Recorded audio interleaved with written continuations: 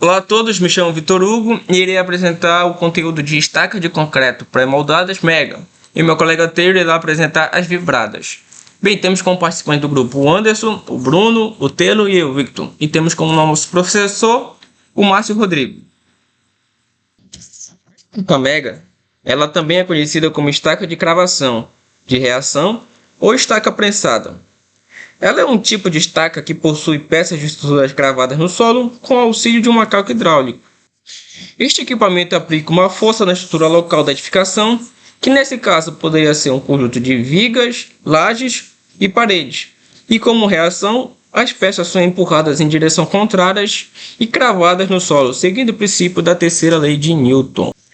Elas também são caracterizadas como estaca profunda e são cravadas uma de cada vez.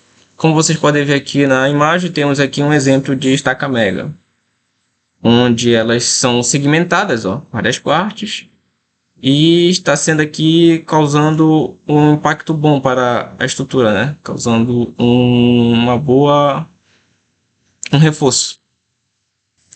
Para a correção de patologias existentes, como por exemplo, quando aparece uma rachadura no local, podendo isso estar relacionado à presença de recalque na estrutura. Como vocês podem ver aqui neste exemplo, nessa imagem que eu coloquei, onde acontece um recalque, vocês podem também perceber a rachadura que apareceu. Então é colocado o macaco hidráulico e o pistão faz a força, aplica a força, né? E acontece a reação aqui, para que a estrutura volte ao normal. Pode também ser utilizado como reforço para a fundação, podendo apresentar vários objetivos, como uma demanda do aumento de carga em um edifício ou para uma maior segurança na obra. Bem, em relação ao tipo de estacas, temos dois tipos de material, que são as de concreto e as metálicas. Não temos um formato específico das peças, já que elas podem ser circulares, quadradas ou hexagonais. Porém, a mais utilizada é a circular nas obras. Aqui vemos a imagem, o exemplo de uma estaca de concreto armado. Essas peças de concreto armado podem ter uma altura de meio metro ou 1 metro e tem um diâmetro entre 0,20 a 0,25 metros. É importante informar que a mais utilizada é essa de meio metro. Temos também as peças metálicas, podendo ter a altura de 0,60 metros ou 0,75 metros, com o diâmetro entre 4,5 a 6,5 polegadas. Bem, eu vou falar agora um pouco do processo de execução da estaca Mega. Ela é dividida em 6 etapas. Vale ressaltar que a estaca que eu vou explicar aqui na minha apresentação é uma de concreto. Temos primeiramente a análise do problema. É necessário analisar o local da construção e realizar um mapeamento dos possíveis problemas existentes na edificação. A partir dessa análise, definimos os objetivos do uso da estaca. Por exemplo, se será utilizada para a correção de patologias ou para um reforço da fundação. Temos também o estudo do projeto estrutural, que vai apresentar os dados da investigação, do solo, da carga também, que a fundação pode receber e os locais que foram instalados. Com esses dados, podemos observar os locais da instalação da estaca Mega e a quantidade de carga que receberá após a sua execução.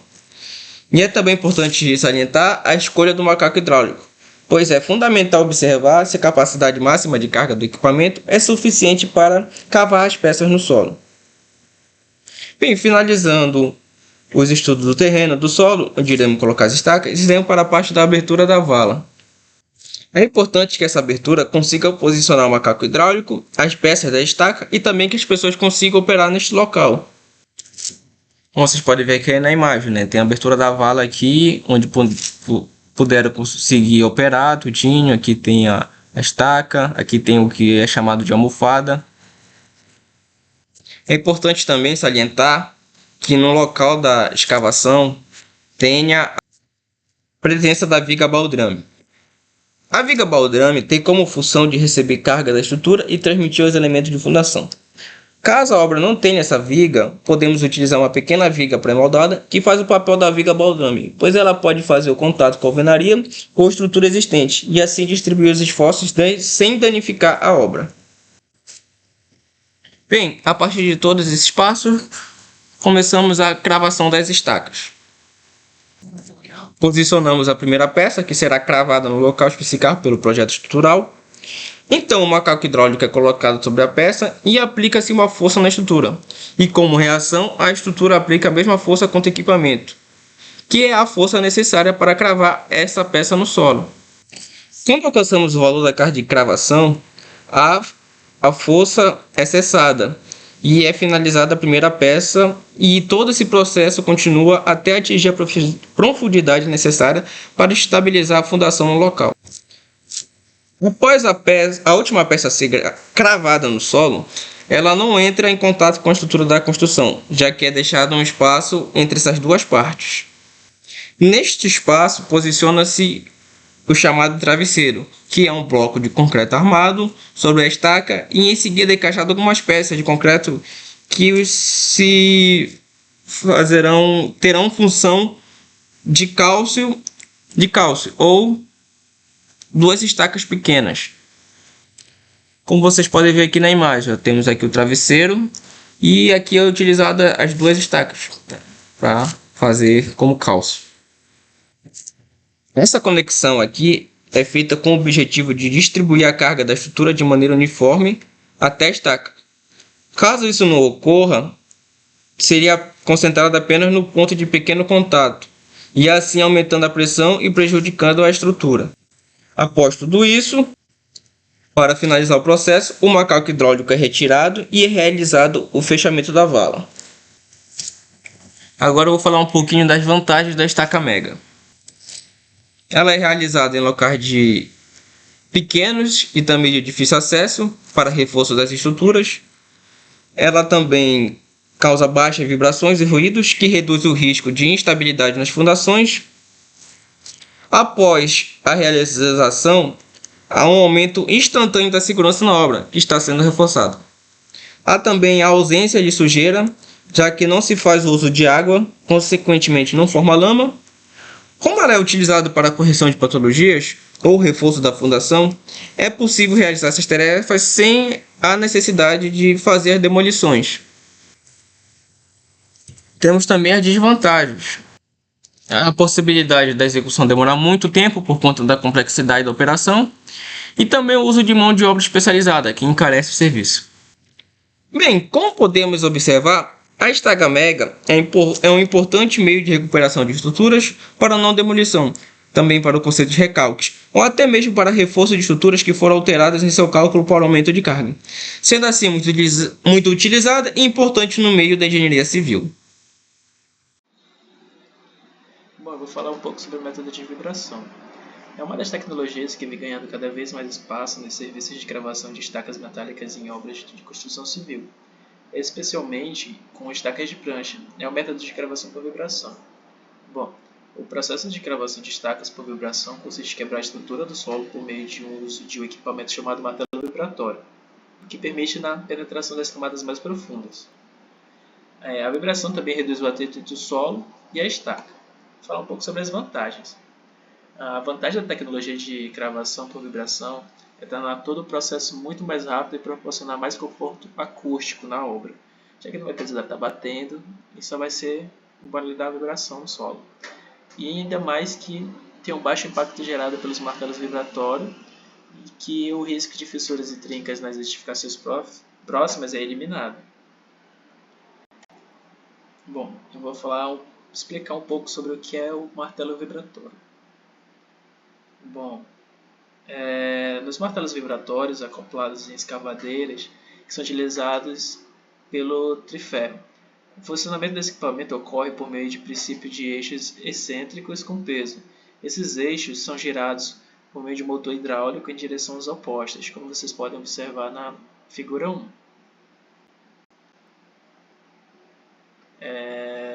Na figura 2, observa-se a foto que registra o bloco de martelo vibratório, onde se encontram os eixos.